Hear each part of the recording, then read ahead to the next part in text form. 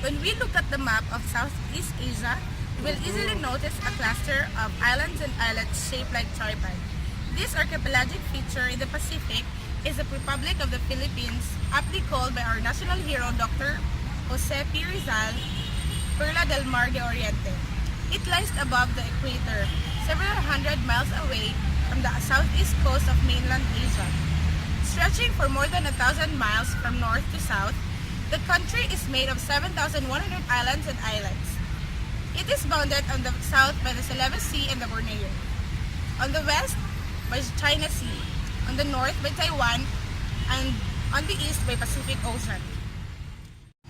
The Philippines has a total land area of 299,681 square kilometers.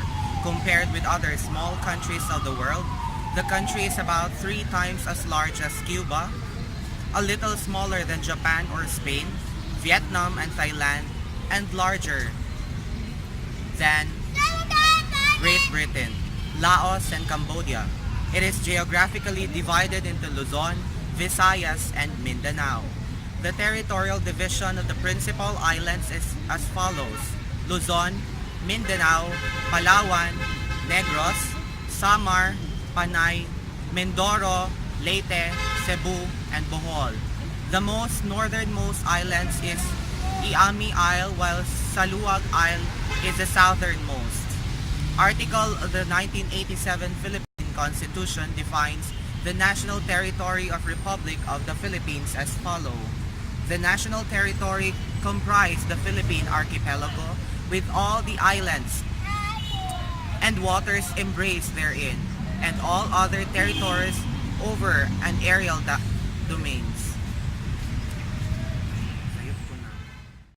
The national territory comprised the Philippine archipelago with all the islands and waters embraced therein, and all other territories over which the Philippines has sovereignty and jurisdiction, consisting of its terrestrial, final, and aerial domains, including its territorial sea, the seabed, the subsoil, the insular shelves, and other submarine areas. The waters around, between, and connecting the islands of the archipelago, regardless of their breadth and dimensions, from part of the territorial waters of the Philippines. The Republic of the Philippines owes its name to the Spanish navigator and explorer Ruy Lopez de Villalobos in honor of Prince Felipe, son of King Charles I, and heir to the Spanish throne who later became King Philip II. He christened the group of islands of Tandayan known today as Leyte and Samar, Filipinas, and soon this name was applied to the whole archipelago. He also gave names to many islands in the country such as Caseria, Caroli for Mindanao, and Malaga for Bangaga Bay.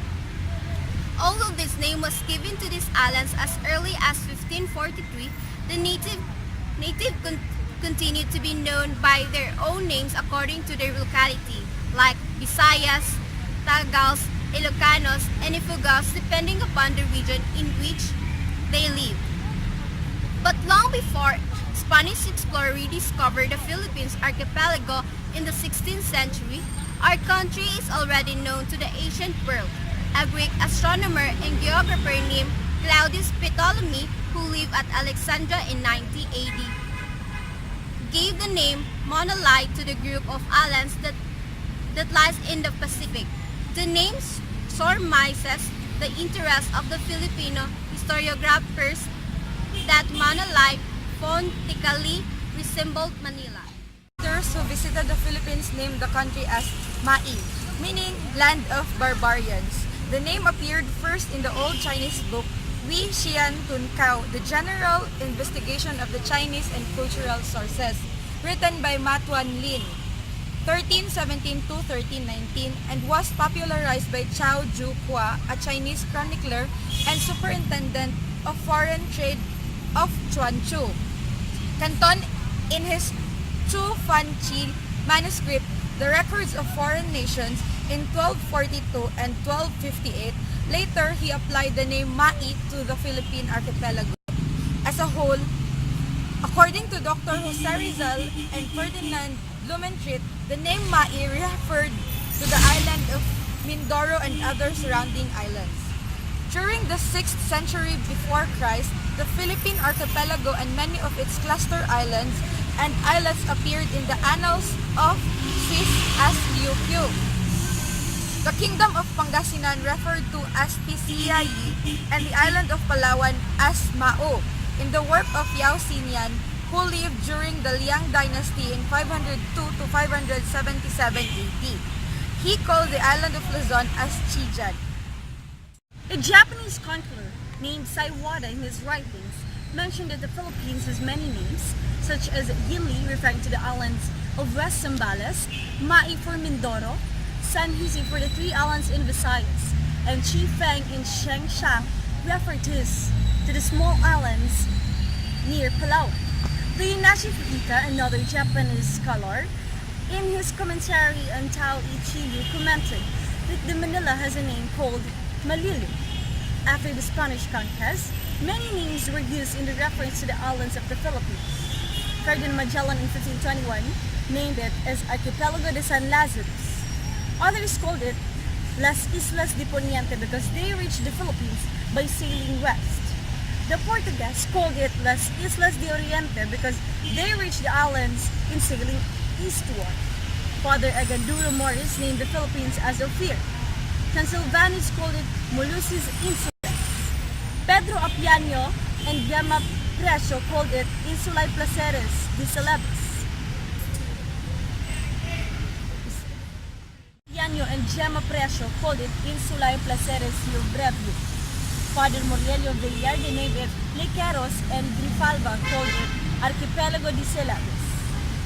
Gerard Mercator in 1578 printed a geography book which contained the illustration of the islands of Paragua, known today as Palawan. Sanson de Abbeville in 1652 mentioned the Philippines as Sebaribay Insula. But most of all, the most romantic name of our country, which many travelers love to coin, is Perla del Mar de Oriente. Father Juan J. Delgado in 1751 and Manuel de Alcázar first mentioned it in 1871. Our national hero, Dr. Jose Rizal, glorified his name before he was executed and fell in 1896. It was only in 1898 when the Americans coined the name Philippine Islands in reference to its geographical and archipelagic location, and finally, Republic of the Philippines prior to its independence granted by them in 1946.